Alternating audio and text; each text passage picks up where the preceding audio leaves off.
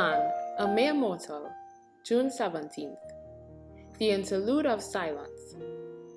Shall mortal man be more just than God? Shall a man be more pure than his Maker? Job 4:17.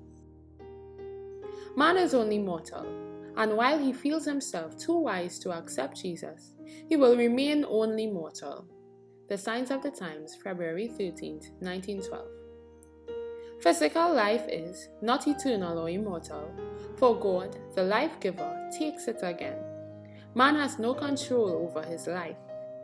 SDA Bible Commentary 5:1130. The Word of God nowhere teaches that the soul of man is immortal. Immortality is an attribute of God only. Testimonies for the Church 1:344. Upon the fundamental error of natural immortality rests the doctrine of consciousness in death, a doctrine, like eternal torment, opposed to the teachings of the Scriptures, to the dictates of reason, and to our feelings of humanity.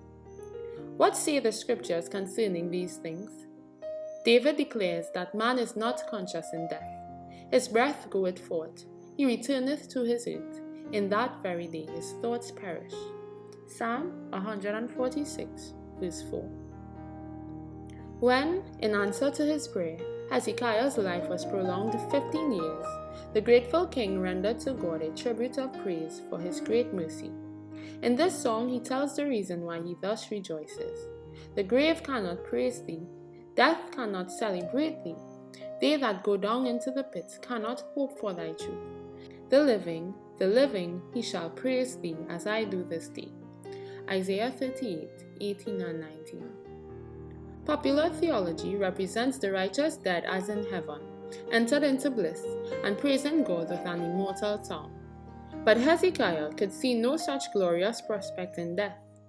Peter, on the day of Pentecost, declared that the patriarch David is both dead and buried, and his sepulchre is with us unto this day. For David is not ascended into the heavens, Acts 2:29 and 34. The fact that David remains in the grave until the resurrection proves that the righteous do not go to heaven at death. It is only through the resurrection, and by virtue of the fact that Christ has risen, that David can at last sit at the right hand of God. The Great Controversy, 545 and 546. From The Faith I Live By, page 174.